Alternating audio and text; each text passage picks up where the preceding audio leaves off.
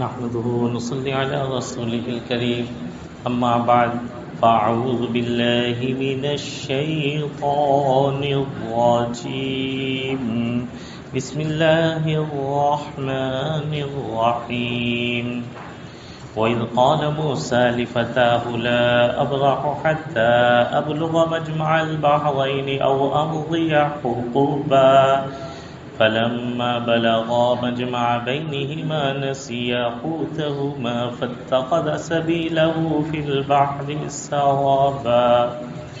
فلما جاوزا قال لفتاه آتنا غداءنا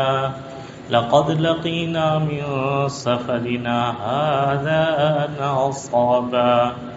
قال أرأيت إذ أوينا إلى الصخرة فإني نسيت الحوت وما أنسانيه إلا الشيطان أن أذكره فاتخذ سبيله في البحر عجبا قال ذلك ما كنا نبغي فارتدا على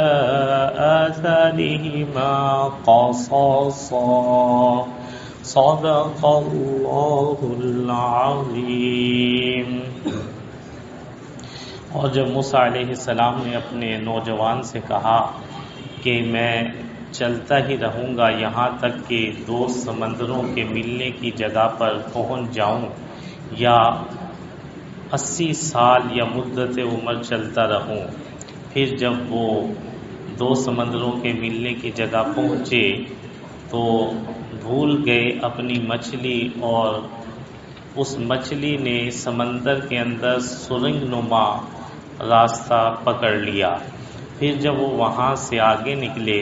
تو حضرت موسیٰ علیہ السلام نے اپنے نوجوان سے کہا کہ ہمارا ناشتہ لاؤ، البتہ تحقیق ہمیں اس سفر کے اندر تھکاوٹ پہنچی ہے۔ تو نوجوان نے کہا کہ کیا آپ نے دیکھا جب ہم نے چٹان کے قریب قیام کیا تھا، ٹھکانہ پکڑا تھا، تو میں مچھلی کو بھول گیا، اور یہ مچھلی کا تذکرہ آپ سے کرنا شیطان نے ہی مجھے بھلایا، اور مچھلی نے تو بڑے عجیب طریقے سے سمندر میں راستہ پکڑ لیا۔ حضرت موسیٰ علیہ السلام نے فرمایا وہی تو جگہ ہے جس کی ہمیں تلاش تھی۔ پھر وہ اپنے نقش قدم کو تلاش کرتے ہوئے واپس لوٹے۔ سورہ کہف کی آیت نمبر 60 تا 64 کا درس ہے۔ پچھلے دو رکوعوں میں اللہ رب العزت نے بڑے بڑے گناہ جو ہلاکت اور توبہ کے راستے میں رکاوٹ ہیں، ظلم اور تکبر، ان کا تذکرہ فرمایا۔ اس کے برعکس اس رکوع میں اللہ رب العزت نے عاجزی، انکساری، فروتنی، جس کا جتنا بڑا مقام ہوتا ہے اس کا اتنا نیچا ہونا، حضرت موسیٰ علیہ السلام میں جیسے یہ صفت پائی جاتی تھی، اس صفت کا اللہ رب العزت نے تذکرہ فرمایا۔ واقعے کا پس منظر یہ ہے کہ بعض روایات میں ہے کہ حضرت موسیٰ علیہ السلام خطاب فرما رہے تھے تو کسی امتی نے پوچھا کہ روئے زمین کا سب سے بڑا عالم کون ہے؟ تو حضرت موسیٰ علیہ السلام نے فرمایا کہ میں ہی سب سے بڑا عالم ہوں۔ حالانکہ اس وقت کے سب سے بڑے نبی اور سب سے زیادہ شریعت کے جاننے اور کتاب کے پانے والے حضرت موسیٰ علیہ السلام ہی تھے، مگر اللہ تعالیٰ کی منشا یہ تھی کہ موسیٰ علیہ السلام کو جواب دینا چاہیے تھا اللہ عالم، اللہ خوب جانتے ہیں۔ حضرت موسیٰ علیہ السلام کا اپنے بارے میں خود سے یہ فرما دینا کہ میں اس وقت کا سب سے بڑا عالم ہوں، اللہ کی نگاہ میں صفت عاجزی کے مقابلے میں ہے، وہ اللہ کی نگاہ ہے۔ تو اللہ رب العزت نے تنبیہ فرمائی یا حضرت موسیٰ علیہ السلام کو ابتلا میں ڈالا۔ بعض مفسرین فرماتے ہیں کہ یہ بات نہیں ہوئی، بلکہ حضرت موسیٰ علیہ السلام نے اللہ رب العزت سے عرض کیا من احب عبادک الیہ، اللہ آپ کے بندوں میں سے آپ کو سب سے زیادہ محبوب بندہ کون سا ہے؟ اللہ تعالیٰ نے ارشاد فرمایا الذی یذکرنی ولا ینسانی، جو مجھے ہر وقت یاد رکھتا ہے بھلاتا نہیں۔ حضرت موسیٰ علیہ السلام نے عرض کیا اللہ آپ کے بندوں میں سے سب سے زیادہ منصف آدمی کون ہے؟ اللہ تعالیٰ نے ارشاد فرمایا جو کہ انصاف اور فیصلے اس حال میں کرتا ہو کہ اپنی خواہش کی اتباع نہ کرتا ہو، میرے حکم کا اتباع کرتا ہو۔ پھر حضرت موسیٰ علیہ السلام نے فرمایا اے اللہ آپ کی نگاہ میں سب سے زیادہ علم والا کون ہے؟ اللہ تعالیٰ نے فرمایا جو علم والا ہونے کے باوجود، بڑے منصب مرتبے اور مقام والا ہونے کے باوجود دوسرے سے بھی علم حاصل کر کے اس کے علم کو اپنے علم سے ملا لے۔ دیکھیے قرآن قیامت تک کے لیے، ہر وقت کے لیے رہنما ہے۔ اب اللہ رب العزت نے حضرت موسیٰ علیہ السلام کو اس سفر کا حکم دے دیا۔ حضرت موسیٰ علیہ السلام کے دل کے اندر طلب پیدا ہو گئی کہ اللہ ایسا کون سا تیرا بندہ ہے کہ جس سے میں علم حاصل کروں اور اس علم کو اپنے علم میں ملا لوں۔ لِكُلِّ فَنٍ رِجَال، فرمایا ہر فن کے لیے الگ الگ مرد ہوتے ہیں۔ جیسے آپ دیکھیے کہ کوئی بہت بڑا انجینئر ہو، اگر اس کی آنکھ میں تکلیف ہوگی تو اس کو آئی اسپیشلسٹ ڈاکٹر کے پاس جانا پڑے گا۔ وہ اپنی جگہ پر نہیں بیٹھا رہے گا کہ میں تو ماہر ہوں اپنے فن کے اندر، جیسے میں دوسری چیزوں کو سیٹ کرتا ہوں ایسے ہی اپنا دماغ لڑا کر اپنی آنکھ کا بھی علاج کروں گا، نہیں کر پائے گا۔ اسی طرح حضرت موسیٰ علیہ السلام شریعت کے علم میں اگرچہ اس وقت سب سے بڑے تھے اور ان کے پائے کا برابر کا کوئی بھی آدمی موجود نہیں تھا، لیکن علم تکوین کا الگ فرد اللہ رب العزت نے اس وقت حضرت خضر علیہ السلام کو پیدا فرمایا تھا۔ حالانکہ حضرت خضر علیہ السلام کے مقام کے بارے میں تو واضح طور پر بھی یہ بات قرآن میں موجود نہیں کہ وہ نبی تھے یا نہیں تھے، نبی تھے یا ولی تھے یہ تو بعد میں بات آ جائے گی۔ اور حضرت موسیٰ علیہ السلام تو صاحب شریعت نبی بھی ہیں، صاحب کتاب رسول بھی ہیں، پھر اللہ کے 5 اولو العزم رسولوں کے اندر شامل ہیں۔ اتنے بڑے مرتبے اور مقام والا ہونے کے باوجود ان کے اندر یہ طلب پیدا ہوئی کہ جب اللہ رب العزت نے سب سے زیادہ علم والا اس کو قرار دیا جو دوسرے سے بھی علم حاصل کرے اور پھر اپنے علم میں ملائے، تو میں موسیٰ کیوں نہ اللہ سے پوچھ لوں کہ بھئی کوئی بندہ ایسا بھی بتا دیجئے کہ جس کو آپ نے ایسا علم دیا ہو جو مجھے نہ دیا ہو، تاکہ میں بھی اس سے علم حاصل کروں۔ یہاں سے ہمیں قرآن نے رہنمائی کر دی کہ بھئی ایک بندہ کسی فن کے اندر ماہر ہے، کمال کو پہنچے، چاہے وہ تقوی کے اعتبار سے موسیٰ علیہ السلام کے متبع کیوں نہ ہو، چاہے اس کے پاس جیسے موسیٰ علیہ السلام کے پاس بنی اسرائیل جمع ہوتی تھی، اس کے پاس امت محمدیہ کا بڑا ہجوم کیوں نہ ہو، لیکن جب اس کو دوسرے فن کے اندر مسئلہ پوچھنے کی ضرورت پڑے گی تو جیسے موسیٰ علیہ السلام کو خضر علیہ السلام کے پاس جانا پڑا، اسی طرح بڑے متقی اور بڑے ولی کو بھی مفتی کے پاس جانا پڑے گا۔ یہ تو قرآن نے سارا کچھ بتا دیا۔ قرآن کے قربان قیامت تک کے لیے قرآن رہنما ہے، ہر فن کے لیے رجال ہے۔ حضرت موسیٰ علیہ السلام جیسے اولو العزم پیغمبر کو اللہ نے چلا دیا کہ آپ کو اگر علم تکوین چاہیے تو آپ بھی سفر کیجئے۔ اسی لیے تو دیکھیے ڈاکٹر کے پاس جانا پڑ رہا ہے انجینئر کو، دنیا میں ہمیں سمجھ آتی ہے، دین میں بھی اللہ ہمیں سمجھائے، قرآن میں اور شریعت میں بھی ہمیں سمجھائے، ہر فن والے سے سیکھا جائے گا۔ تو حضرت موسیٰ علیہ السلام نے اپنے اس جوان سے فرمایا کہ بھائی آؤ میرے ساتھ۔ پہلے تو ایک جوان منتخب کیا جن کا نام حضرت یوشع بن نون علیہ السلام ہے، اور وہ اتنے جلیل القدر آدمی ہیں کہ دیکھیے حضرت موسیٰ علیہ السلام کو بھی نبوت اور رسالت دینا اللہ نے مقدر میں کیا تھا اور اولو العزم رسول بنانا تھا، لیکن کسی نے کیا خوب کہا کہ اگر کوئی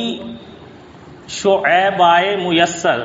اگر کوئی شعیب آئے میسر، شبانی سے کلیمی 2 قدم ہے۔ ادھر بکریاں چرا رہے تھے، ادھر کریم اللہ بن گئے، مگر صحبت حضرت شعیب علیہ السلام سے بن گئے۔ اور ادھر حضرت یوشع بن نون ایک نوجوان امتی ہیں، مگر حضرت موسیٰ علیہ السلام کی صحبت کا ایسا اثر ہوا اس سفر میں بھی ساتھ ہیں اور خدمت میں بھی ساتھ پوری زندگی، کہ حضرت موسیٰ علیہ السلام کی زندگی میں اللہ رب العزت نے حضرت یوشع بن نون علیہ السلام کو بھی نبوت عطا فرما دی اور حضرت موسیٰ علیہ السلام کے بعد ان کا نائب بنا دیا، اور ان کے ہاتھ اللہ رب العزت نے بنی اسرائیل کو ساتھ لگا کر فلسطین بھی ان کے ہاتھ پر فتح کروا دیا۔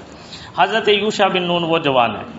تو نوجوانی کی عمر تھی۔ حضرت موسیٰ علیہ السلام نے سوچا کہ مجھے سفر کے اندر ذرا میں ادھیڑ عمر ہو چکا ہوں، ساتھی کی ضرورت ہے، یہاں سے سفر میں ساتھی لینا، دو ہو کر چلنا،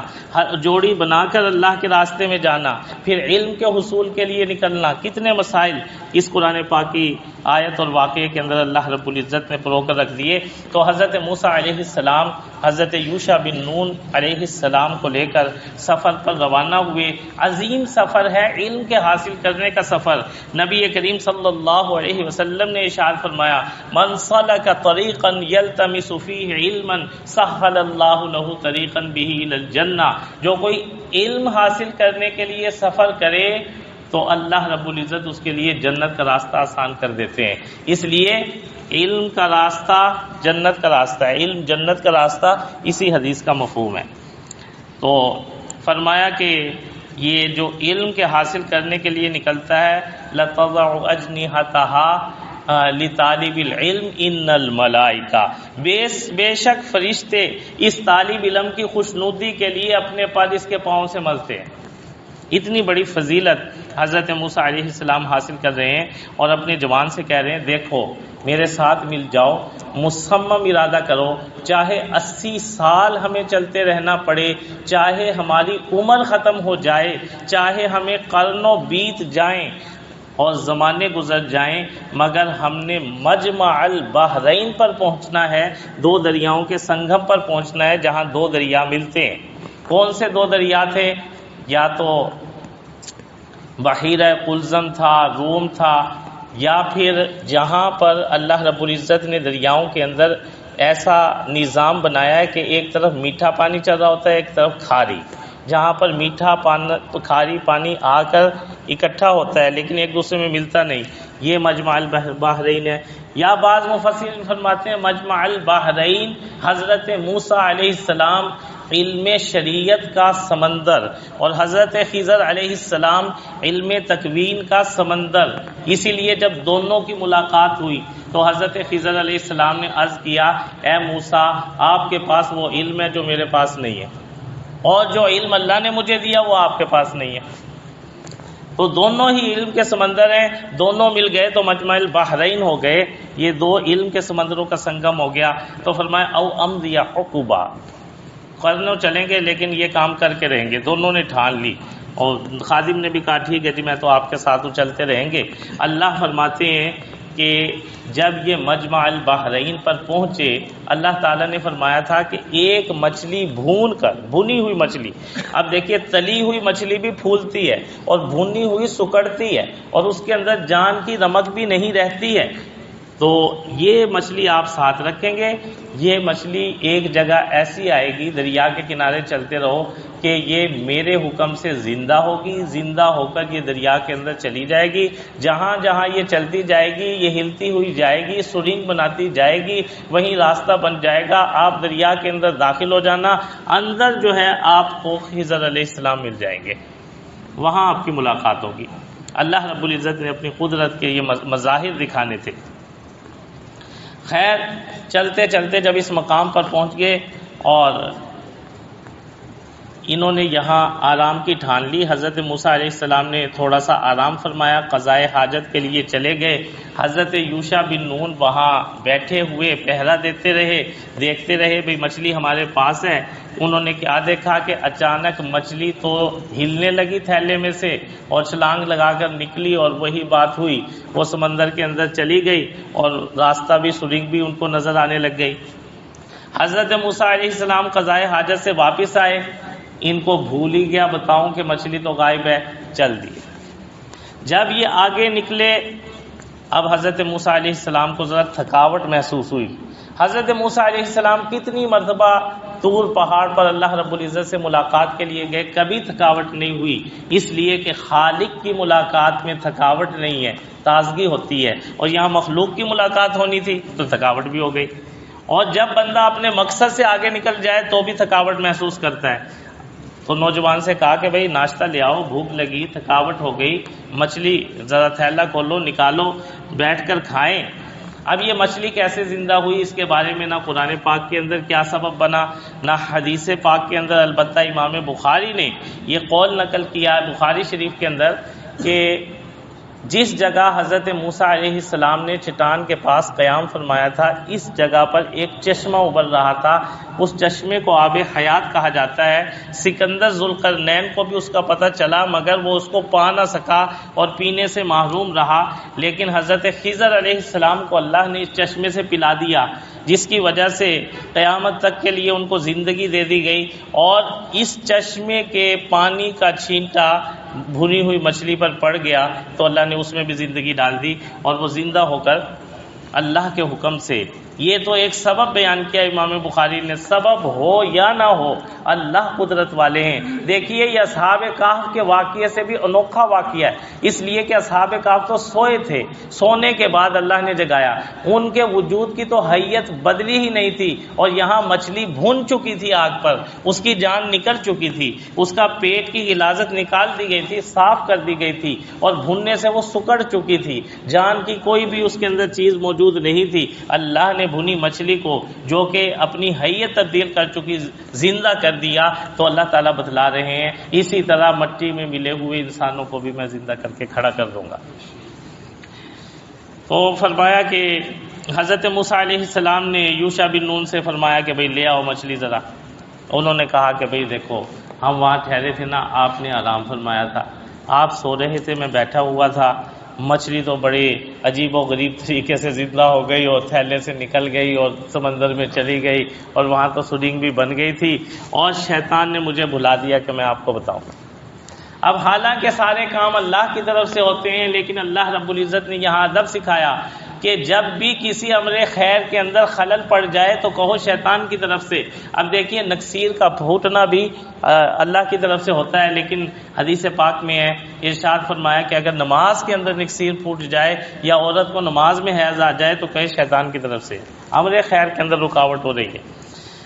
تو یوشع بن نون نے عرض کیا کہ اس نے تو بڑے عجیب طریقے سے سمندر میں راستہ بنا لیا۔ حضرت موسیٰ علیہ السلام نے فرمایا او بھائی وہی جگہ تھی جس کی ہمیں تلاش تھی، ہم تو اب آگے نکل آئے، نشان قدم دیکھو ہم کس راستے سے آئے، کہاں سے آئے۔ نشان قدم دیکھتے ہوئے وہ واپس اسی راستے کی طرف پلٹے۔ اللہ رب العزت ہمیں بھی حضرت موسیٰ علیہ السلام کی طرح علم کا ذوق پیدا فرمایا۔ الحمدللہ رب العالمین والعاقبۃ للمتقین والصلاة والسلام علی سید الانبیاء والمرسلین ربنا آتنا فی الدنیا حسنہ وفی الآخرۃ حسنہ وقنا عذاب النار۔ پروردگار عالم ہمارے گناہوں کو معاف فرما، یا اللہ ہماری حالت ذات پر رحم فرما، ہدایت عالم کا فیصلہ فرما۔ پروردگار عالم حضرت موسیٰ علیہ السلام کو جیسے آپ کے علم کا ذوق تھا، ہمیں بھی اپنے علم کا ذوق اور شوق اور طلب عطا فرما، اور علم کے سیکھنے کے لیے علم کے مراکز کی طرف رجوع کرنے کی توفیق عطا فرما۔ صلی اللہ علیہ النبی الکریم وعلی آلہ وصحبہ اجمعین، آمین۔